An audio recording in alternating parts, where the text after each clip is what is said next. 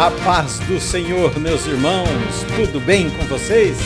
Comigo está tudo bem, graças a Deus. Estamos aqui mais uma vez para trazermos o subsídio da lição da Escola Bíblica Dominical do dia 9 de julho. Estamos felizes de estarmos aqui mais nessa oportunidade para comentarmos, compartilharmos esse conteúdo muito especial preparado para que nós possamos levar até os nossos alunos. Eu agradeço a você que comenta, você que participa, você que se inscreve. Comente, diga de onde você é, compartilhe o conteúdo, pergunte. Se nós não soubermos responder, estamos aqui para responder os seus questionamentos. Se não souber, eu vou pedir auxílio. Tem obreiros que nos ajudam nessa luta. Vamos começar com uma oração para que Deus nos direcione nesse estudo tão importante da Palavra de Deus. Feche seus olhos, ore junto comigo. Querido e amado Deus, Pai eterno, mais uma vez estamos na Tua presença, Senhor, para compartilharmos uma partícula, Senhor, da Tua Palavra, do Seu ensinamento, dos Seus mandamentos, dos Seus estatutos, da Tua lei, Senhor. Pai, eu te agradeço, Senhor, pelos ouvintes, pelos inscritos, os que só assistem, Senhor. Aonde essa palavra chegar, Senhor, que ela encontre guarida, que ela leve cura, que ela leve conforto, Senhor, direção, pois é da Tua palavra que nós vamos falar, Senhor. Usa-me, Espírito Santo, conforme o Senhor quer.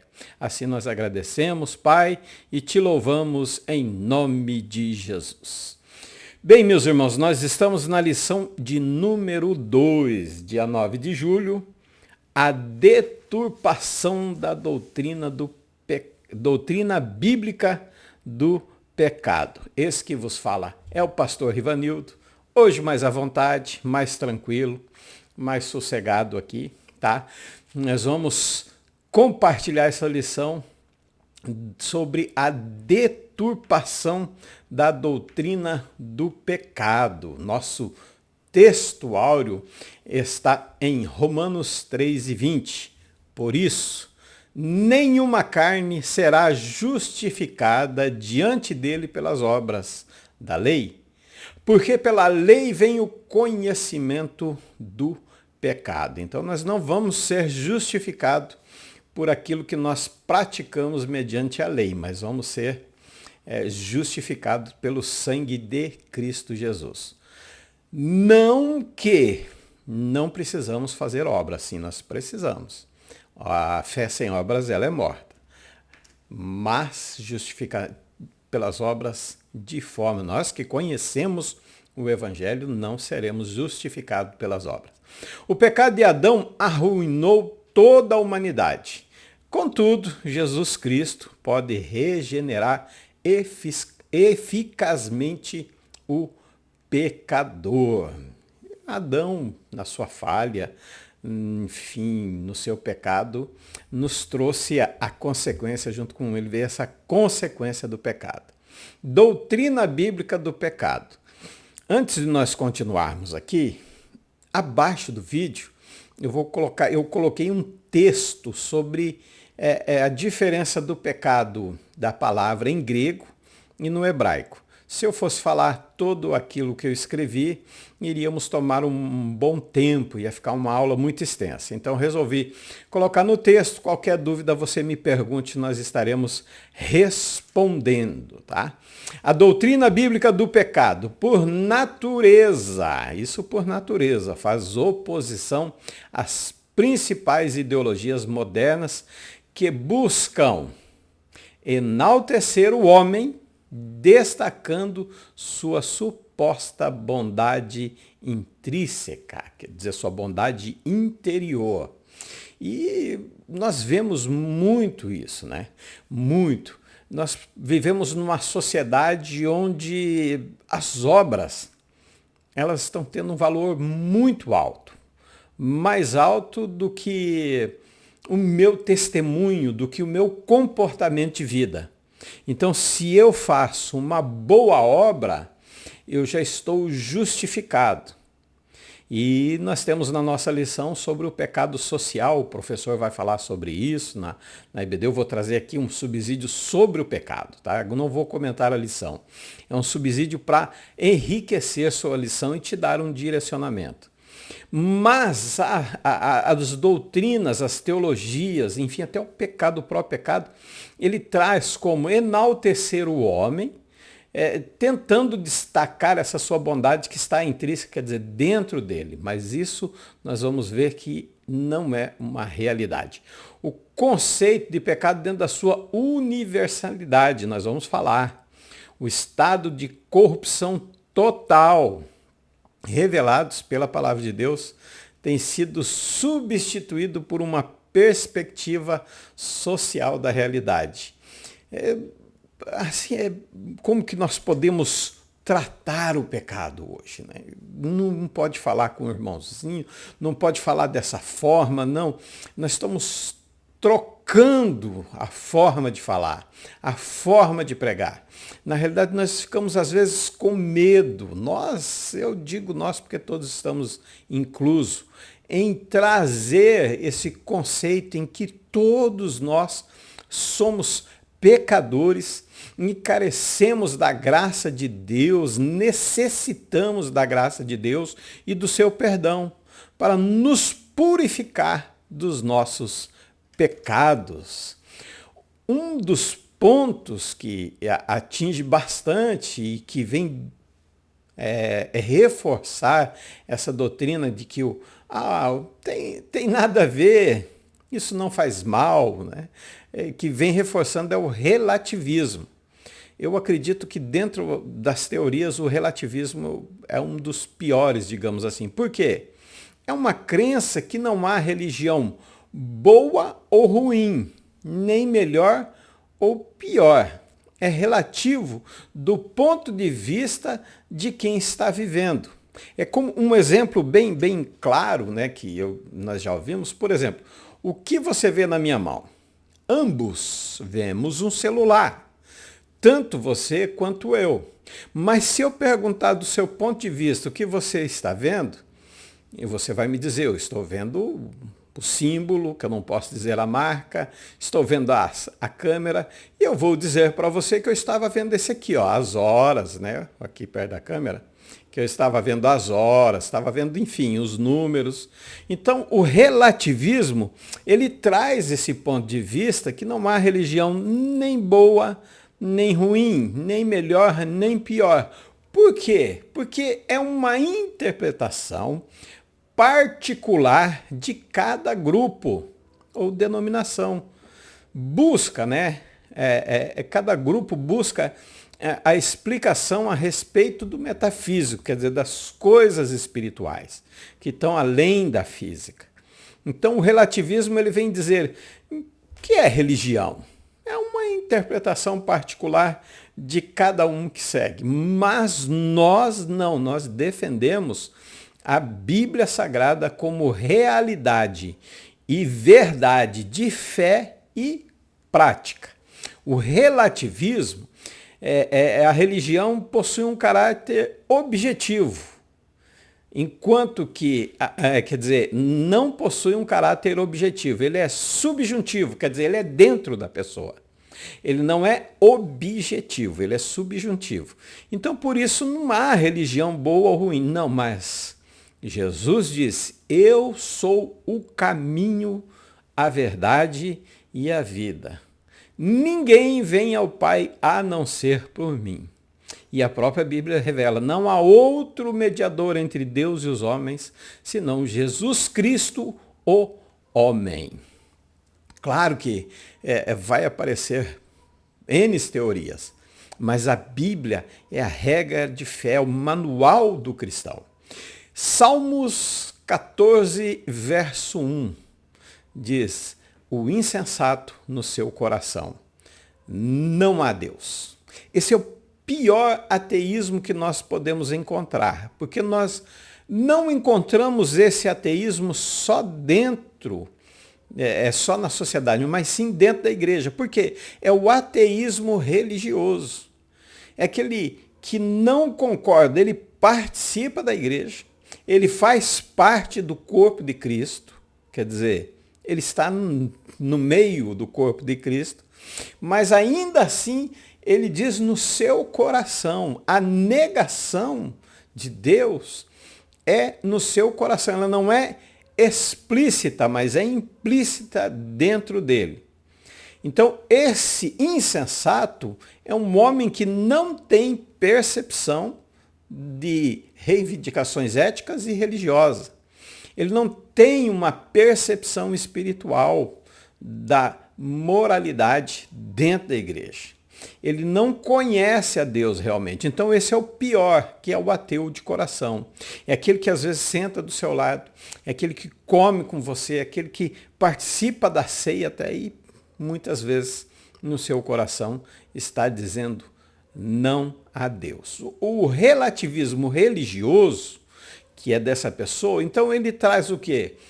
A ideia do novo formato de igreja, uma nova interpretação, quer dizer, uma atualização das Escrituras, descredenciar a Bíblia como suficiente. Ele vai dizer que só a Bíblia, ela não é suficiente, mas nós temos uma regra, né, de interpretação dentro dos cursos teológicos, que é a Bíblia interpreta a própria Bíblia. A Bíblia explica a própria Bíblia. Então essas são algumas, não são todas, algumas regras em que o relativismo religioso ele vem trazendo, e o perigo desse relativismo adentrar dentro das igrejas.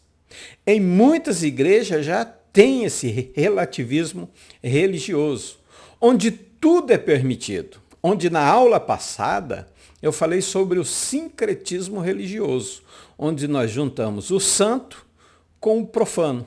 Misturamos e dizemos, não, mas é para Deus. Mas se é para Deus, precisa ser santo, santificado, separado.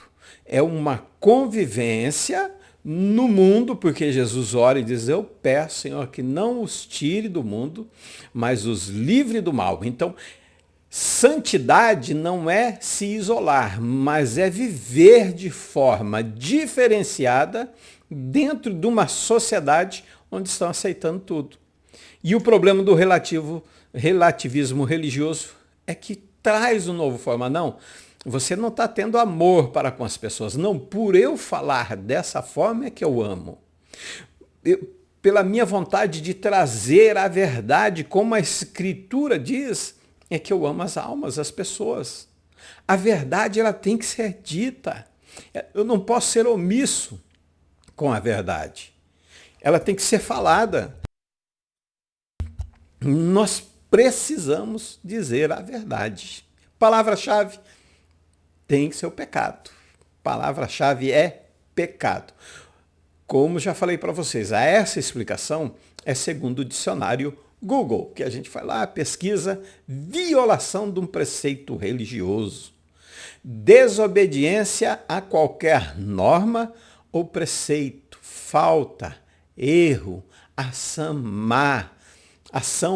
má, crueldade, perversidade.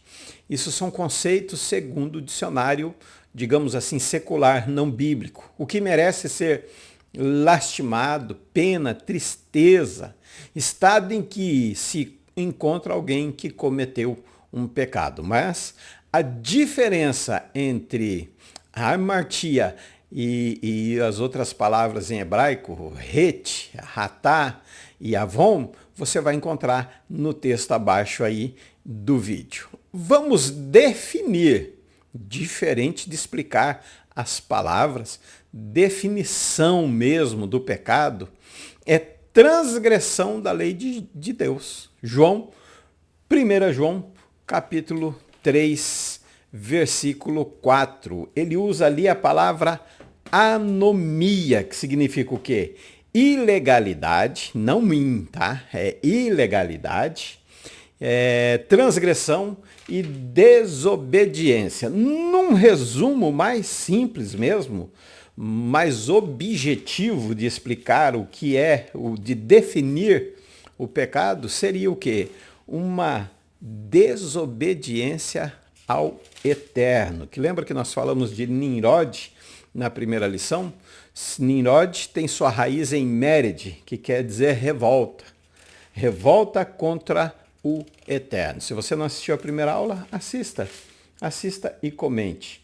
Toda pessoa que vive costumeiramente pecando também vive em rebeldia contra a lei, pois o pecado é transgressão da lei. Na realidade, ele engloba todas essas palavras, né? Ilegalidade, total desrespeito à lei de Deus. Sua palavra escrita. Ou seja, isso tem um impacto profundo na pessoa. Ela vai na alma, ela tem uma influência negativa dentro da sua alma, diante de Deus. Então, isso vive numa ilegalidade. E o pecado, ele não é simplesmente uma falha negativa de errar o alvo, ou uma injustiça, ou falta de retidão, mas ele tudo isso é uma rebelião, é um ato contra a vontade, os preceitos, contra o Deus. É uma violação da sua lei. Então vocês veem que o pecado não é simplesmente errar o alvo. É muito mais do que isso. E se você ver o texto ali em hebraico e grego que eu defini, você vai ver como que o pecado ele é muito além de simplesmente errar o alvo. Tá? O pecado, ele, com essas consequências, ele afasta o homem de Deus. Ele faz pecar contra o próximo. Leia o texto e você vai ver que existe pecado contra Deus e pecado contra o próximo e até contra o próprio corpo. E omitir-se de fazer o bem. Se afasta de Deus, eu prejudico o meu próximo e ainda eu me omito de fazer o bem. Porque aquele que sabe fazer o bem e pode, não faz, esse também peca. O pecado traz consequências. Dentro dessa definição que nós demos, ele separa o homem de Deus. São consequências devastadoras. A morte espiritual, a morte física, a corrupção da natureza humana, perca dos instintos humanos. Por exemplo, eu tenho o instinto de proteção. Quando alguém faz mal, o meu instinto de proteção quer fazer mal à minha família, o meu instinto, primeiramente, é de defender, até a minha própria vida. Mas quando Adão peca, nós perdemos o controle desse instinto. E o que acontece? Eu quero fazer justiça com as próprias mãos. E às vezes eu acabo fazendo. Em relação à vida sexual, quando nós perdemos o instinto de reprodução, então nós banalizamos o sexo. É isso que o pecado vem fazer com a humanidade, a corrupção da natureza humana. Vamos para a universalidade do pecado. A Bíblia é categórica. Todos pecaram e estão destituídos da glória de Deus. O pecado não é exclusivo de um grupo, de indivíduos. Não, o pecado não é... Olhe bem, um versículo, né, uma passagem bíblica que foi falado muito na pandemia, é 2 Crônicas 7,14. Ele diz assim, se o meu povo, que se chama pelo meu nome, orar, buscar a minha face, e o quê? Se arrepender dos seus maus caminhos. Irmãos, essa mensagem era para o povo de Deus. Ah, mas esse mundão, não, essa mensagem não era para o mundão, não, era para nós. Nós estamos incluso que todos pecaram. Toda a raça humana. Não há distinção. Os moralistas não são melhores do que os devassos. Nem os judeus são melhores do que os gentios. O que nos torna limpos é eu reconhecer, limpo no sentido espiritual, é eu reconhecer que eu sou um pecador.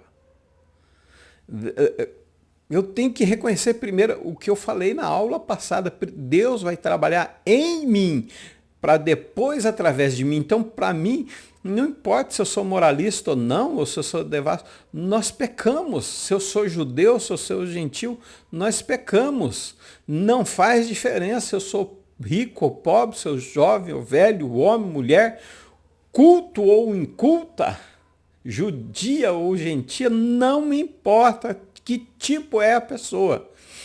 Todos pecaram e carecem da glória, carecem da misericórdia, da graça de Deus. Mas o perigo é isso, a deturpação da doutrina do pecado. E o que é deturpação? É minimizar o pecado. É transformar, como está na nossa revista, né, o pecado em algo social. É dizer que simplesmente uma restauração espiritual não vai, como diz, perdoar a pessoa. Não, é preciso muito mais. E eles colocam culpa onde? Na teologia do pecado social, que diz assim, essa tese defende que o pecado é algo que se constrói por meio de estruturas opressoras, tais como pobreza, a injustiça e a desigualdade. Não, nós não podemos minimizar o pecado, como se fosse algo insignificante, como se fosse algo inofensivo. Não, suas consequências, se ela for subestimada, se ela for colocada de lado, elas vão causar um estrago tremendo. Romanos 6,23 diz que todos pecaram. Aliás, todos pecaram, Romanos 3:23, né? 6:23 é o salário. Se nós minimizamos, o salário do pecado é a morte. E opsonion quer dizer dinheiro de racionamento para os soldados. Portanto, uma compensação adequada. Se eu peco, a minha compensação adequada é morte. Então nós não podemos deturpar a doutrina do pecado, que é o afastamento de Deus, que é transgressão, que é ilegalidade, que é desobediência. Nós não podemos ter como uma coisa simples, cotidiana. Nós precisamos pensar que é uma compensação eterna morte, tanto física quanto espiritual. O salário do pecado é a morte. Então, a primeira deturpação é minimizar o pecado. A segunda, tendências culturais contemporâneas. Exerce uma influência significativa da doutrina do pecado. Elas vêm contra. Aí nós encontramos as tendências culturais, a banalização, né, do ventre materno, a liberação de uso de drogas, onde as drogas destroem o ser humano. A sociedade valoriza mais a autossatisfação, o relativismo moral, a busca pelo prazer imediato, sem falar das outras coisas. Enfim, de todos que nós vamos tratar na revista, mas aqui estamos falando dessa autossatisfação, do relativismo moral, quer dizer, não há mais moral, tudo é lícito, tudo é permitido. Isso são tendências culturais contemporâneas, é o modernismo, como diz, é o relativismo, modernismo, pós-modernismo, entrando dentro das nossas igrejas. Como se não bastasse só na sociedade, vindo parar dentro da igreja. 5 elementos dentro dessa tendência cultural e da minimização do pecado que marcam a rebeldia do homem contra Deus. Primeiro, a injustiça é praticada por todos. O obscurantismo intelectual atinge a todos, as pessoas ficam cegas. As pessoas não veem Não, mas isso aí é coisa da sua cabeça, é onde o relativismo traz. Não, isso aí é subjuntivo. Não, isso aí é você que tira da sua ideia. Não, irmãos, meus amigos, meus irmãos, o pecado é uma realidade. A injustiça do pecado é tanto que ela é praticada com toda a sociedade.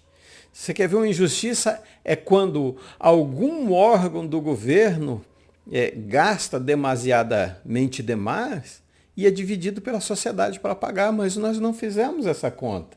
Não é verdade? Não há uma pessoa só que entenda, diz Romanos 3:11. Ninguém de fato que busque, quer dizer, a mente do pecador, ela se tornou obtusa, obscurecida, não compreende as coisas espirituais. Terceiro, a vontade é adormecida. E a marca de todos é a inclinação do homem natural, é fugir de Deus, é se afastar de Deus, é insurgir contra ele, é ir contra Deus.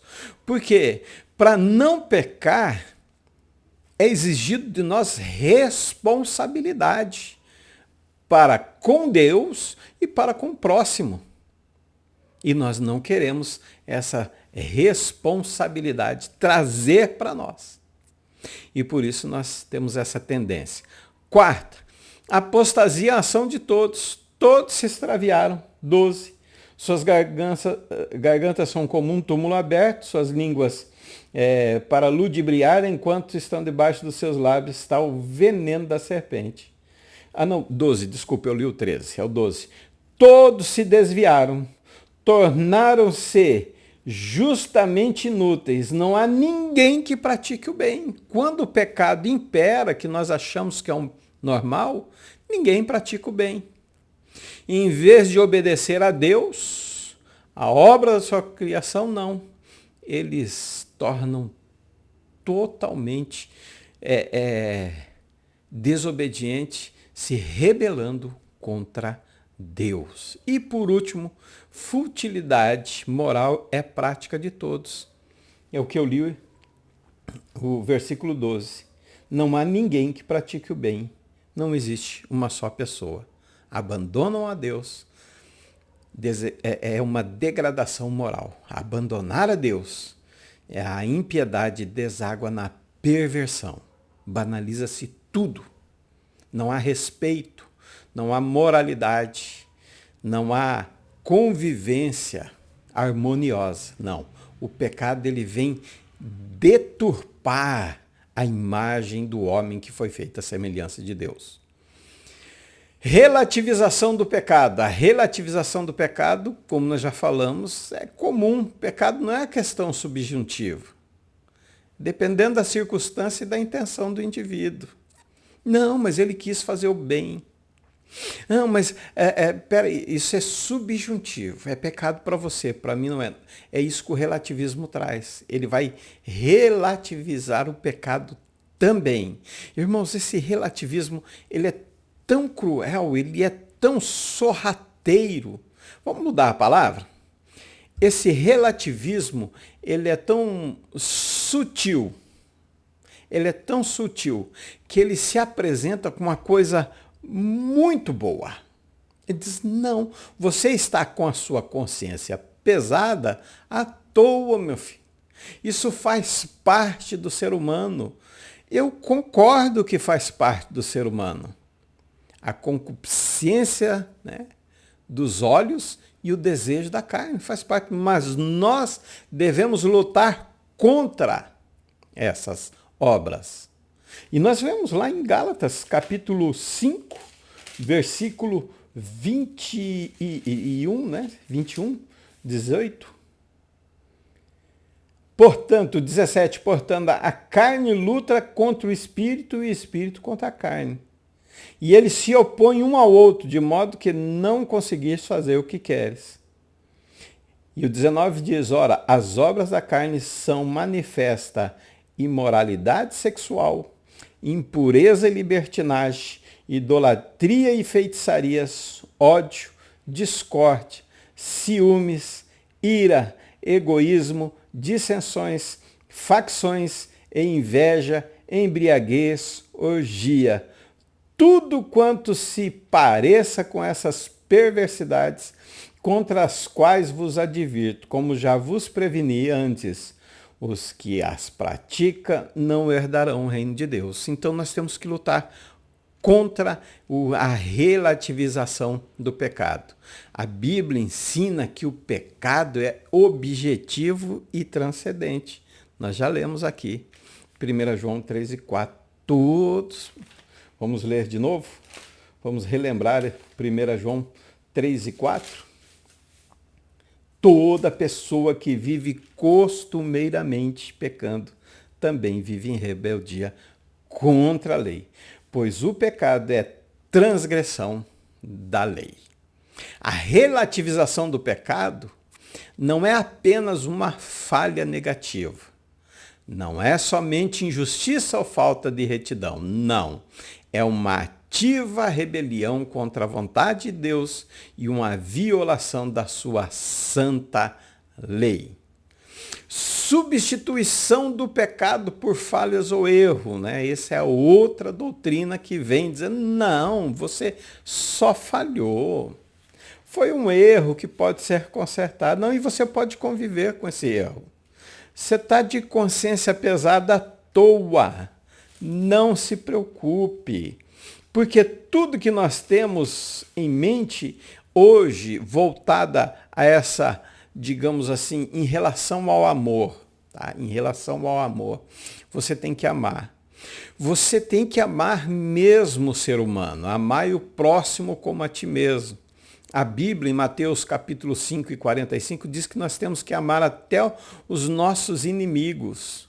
Mas o amor não quer dizer ser conveniente com o erro. Se meu filho, eu amo meu filho e a minha filha, mas se eles estiverem errando, eu não posso ser conveniente com o erro deles. Eu não posso minimizar e dizer sempre, não, é só uma falha. Não, é pecado. Quando, olhe bem, vamos nessa minimização do pecado, tá? Ela faz o quê? Minimiza a necessidade de salvação. Nós vamos perder a consciência da nossa necessidade de urgência, como diz Romanos 3 e 12. Todos se desviaram, tornaram-se inúteis, não há ninguém que pratique o bem. E nós carecemos da salvação. Cremos daí que não precisamos também de redenção. Perdemos a compreensão do nosso estado pecaminoso diante de um Deus Santo. Então nós não podemos minimizar. Essa é a primeira. Vamos para a segunda. Redução da relevância do sacrifício de Cristo. Quer dizer, não teve necessidade de Jesus morrer numa cruz.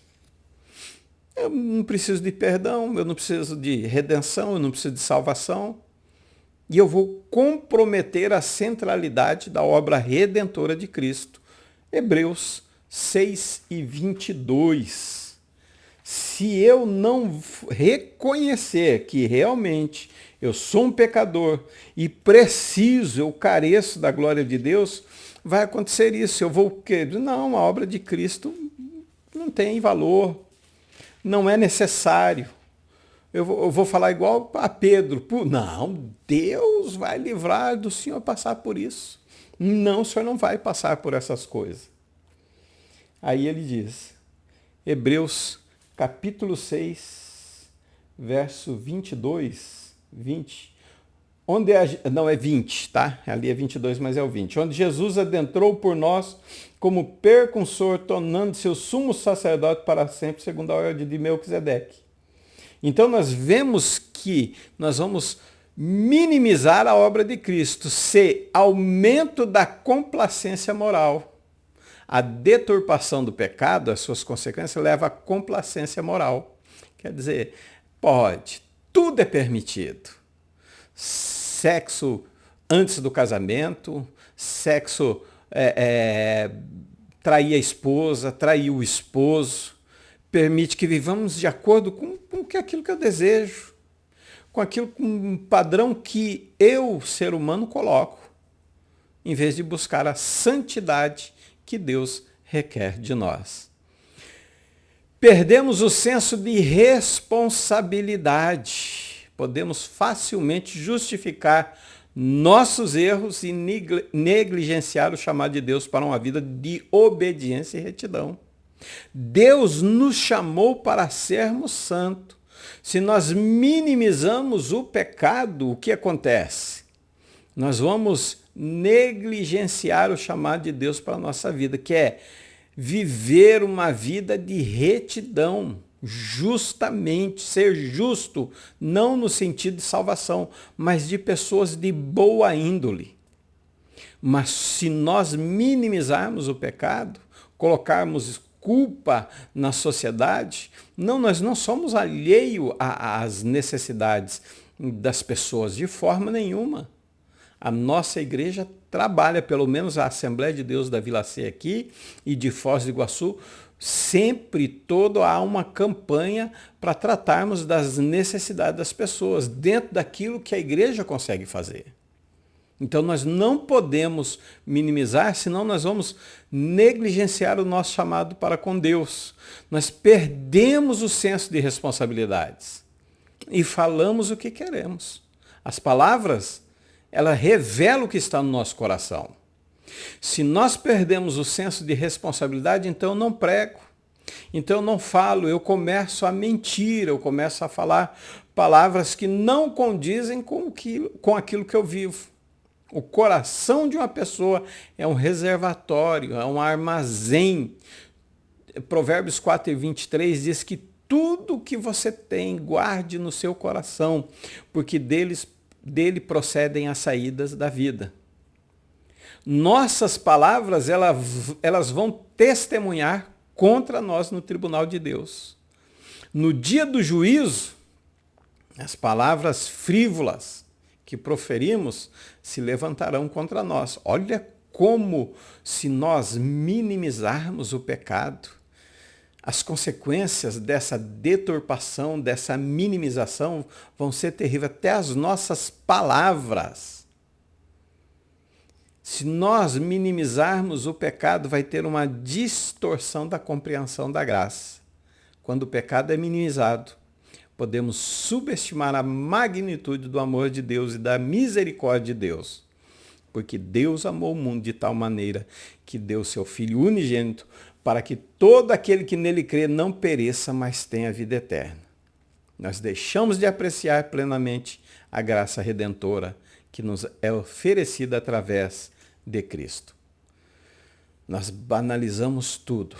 Eu vivo da forma que eu quero.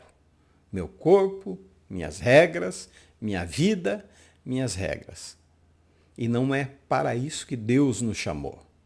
Não foi para isso que ele criou o ser humano. Ele criou o ser humano, primeiro, para um relacionamento com ele. Porque ao virar do dia, ele descia conversar com Adão. Mas nós precisamos ter uma vida de santidade. Nós não podemos concordar com o pecado. Nós não podemos ser complacentes com isso que vem destruir o ser humano. Tirar a sua paz, tirar a sua alegria e ainda um salário eterno. Morte espiritual primeiro e depois a física. Eu quero orar por você. Eu quero abençoar a sua vida. Eu quero que Deus ilumine o seu caminho. Eu quero que você seja o varão, uma varoa do Salmo 1. Bem-aventurado o varão que não anda. Porque se ele andar, ele se detém. Se ele se detém, ele se assenta. Se ele se assentar, ele está perdido. E eu não quero que isso aconteça com você. Feche seus olhos. Senhor Jesus. Pai eterno, nós te agradecemos, Senhor, por este momento, Deus, de meditar na sua palavra. Sabemos, Senhor, que a tua palavra é a verdade. Sabemos, Jesus, que tu és o caminho, a verdade e a vida. E que ninguém vai ao Pai senão por ti, Senhor. E nós precisamos, Senhor, neste presente século, Que o Senhor ilumine a nossa mente. Que o Senhor abra os nossos olhos espirituais e assim nos direcione, Senhor, para o caminho reto, para um caminho justo, Senhor. Que nós possamos ser pessoas melhores e que nós possamos entender que eu sou um pecador e preciso, eu careço da sua graça, do seu amor, do seu perdão, porque a tua palavra é verdadeiramente, Senhor, dita para nós. Todos pecaram e destituído. Sim, Senhor, mas eu me arrependo dos meus pecados e sou alcançado pela sua graça. Ah, Senhor, se há alguém aí deste lado, arrependido, Senhor, dos seus pecados, receba-o como filho. Ah, Senhor, escreva o nome dele no livro da vida. E assim, Senhor, nós oramos e te agradecemos em nome do Senhor Jesus. Que Deus abençoe a sua vida. Que Deus te abençoe. Até a próxima lição, se assim o Eterno nos permitir. Fiquem todos na paz do Senhor.